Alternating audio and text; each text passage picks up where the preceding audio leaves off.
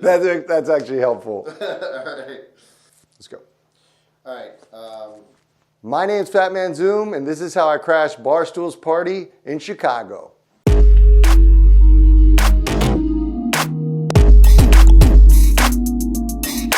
All right, so the Wednesday before, I'm watching the Dave Portnoy show. It had just been released on YouTube. Eddie's interviewing Dave, asking him why he's in Chicago. And he drops the bomb that Barstool Sports is opening a sports bar in Chicago in 2 days. The opening's Saturday, and he's there for the private party on Friday. So immediately, in my head, my wheels start turning. One, my mind is blown that there about to be a bar. And two, I'm just thinking, man, I got to get to that party. I just felt like the universe put this in front of me to go there. So at that moment, I couldn't think of anything other than the Barstool party on Friday night. I can't sleep that whole night, that entire night. Wake up the next morning, my first call is to Brad. And I didn't even know where I was going with it, but I just had to tell Brad, bro, this just feels like it's serendipitous on what's going on. David mentioned they were opening multiple ones. So like Philly, I knew that Philly was also one that was going to happen. And in what I had said to Brad was, listen, if we want to be all about Penn, we need to be a part of these type of events. And if I look forward and I think about Barstool Sports Bar, let's say Barstool opens up 20 of these and we go to all the openings. If there's 20 and we don't go to the first one, what are we going to say? Oh, we've been to 19 out of 20 of them? I'm trying to convince Brad, like, bro, let's roll. Well, unfortunately, Brad's not as much into the party crashing as I am, but he gave me his blessing, and that's all I needed to just run with it. I've said I have a unique skill set in crashing parties, and that's because I've had experience with it. I've crashed a party or two in my day. I have 2 weddings under my belt. In one night, I have Hamilton. I have Lin-Manuel's last performance of Hamilton in Puerto Rico, which I booked the day before, found out the day before, much like this. So I had that experience and 100% success. That gave me confidence that if anybody was going to be able to do it, your boy FATMAN Zoom was going to be able to do it. So there's 2 parts to this approach. The first part was reach out to somebody from Barstool and get on the list. And so the way we wanted to approach that was I did a clip that I sent out on Twitter and IG to Eddie Barstool. Eddie, FATMAN Zoom here from Baltimore, Maryland. I'm coming to Chicago and I'm crashing the Barstool party. I just want to give you a heads up. Now, view me more of like a Puerto Rican Liam Neeson of sorts, as I do have a particular set of skills as I stand on the steps of Barstool Sports Bar tomorrow screaming out, I'm not leaving. I'm not leaving. I'm not fucking leaving. And when we were thinking about who to approach, our thought was, how do we get somebody connected in Barstool that we know will be at the party, but that will even see us? Because Dave Portnoy isn't going to see my video, but maybe Eddie Barstool will. And so I thought, Eddie's in Chicago. He's got a solid following, but not to the level of Dave Portnoy. So I was like, let's go for Eddie. So that's why I made that video to Eddie. We'll just call it the demand video. And so my hope was that he would see that video. I'd send it out on Twitter. We got the Chaos Crew. Shout out to the Chaos Crew. They all got behind it, retweeted it, sent it out on IG. Fortunately, it didn't work, but it was funny nonetheless. The video, it was awesome if I do say so for myself. So now we're at Friday, which is D-Day, which is the private party. Wake up that morning, and I need to figure out the second part of the strategy, which is, hey, it looks like we're not going to get on the guest list. And so now I've officially got to crash this party. I won't get into the finer details of the actual execution because I may need to use them in the future. But my first call was to my boy Freddie because I actually had cold feet that morning. And the initial thought I had in my mind was like, am I too damn old to be crashing parties? I'm too old for this shit. So I call my boy Freddie, and he immediately talks me off the edge. And we talk about how we're going to do it, lay out a great plan, of which he was a part of. I was going to call him up when I was ready to execute the plan. He was going to be a part of that. So we have this great plan. Flight's already booked, so I head to the airport. And then as I'm getting ready to leave for the airport, flight gets delayed. The flight got delayed 3 times.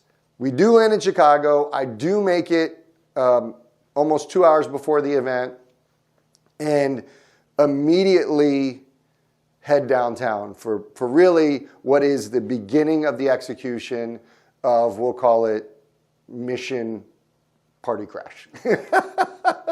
So I get downtown.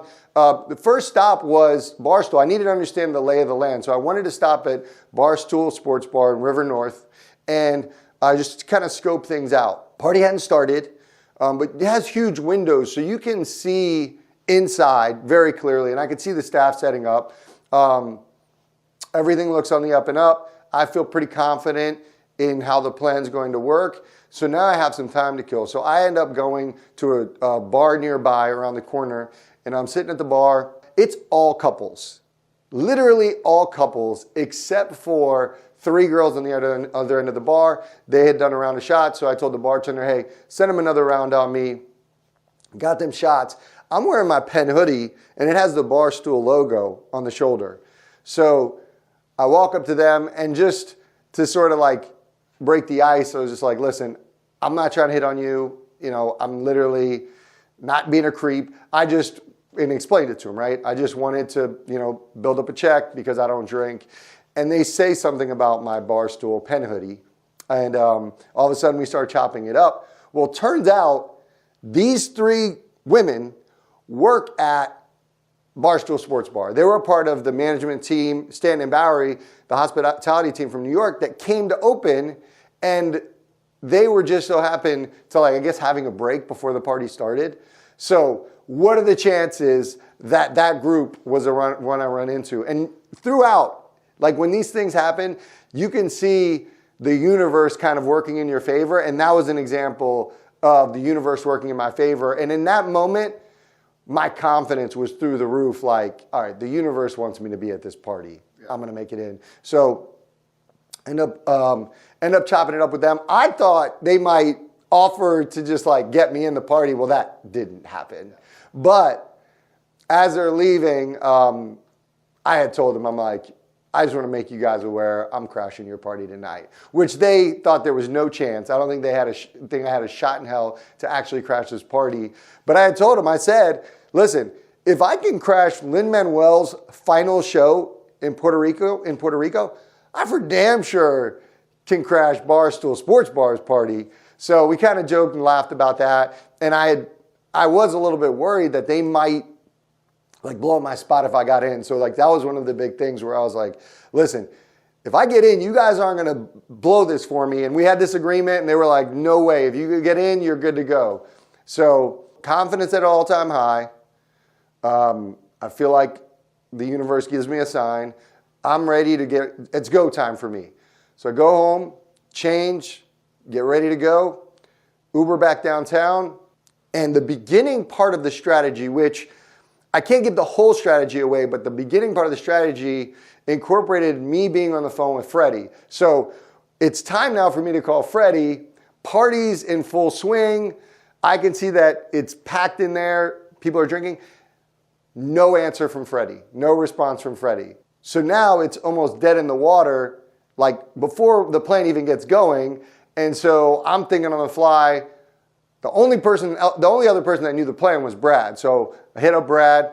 I'm like, hey, Freddie's not here.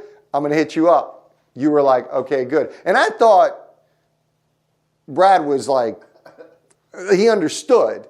So I'm on the phone with Brad, and this is step 1. I'm on the phone, and I'm acting like I'm talking to my girlfriend, and Brad is on the other line, essentially has no clue.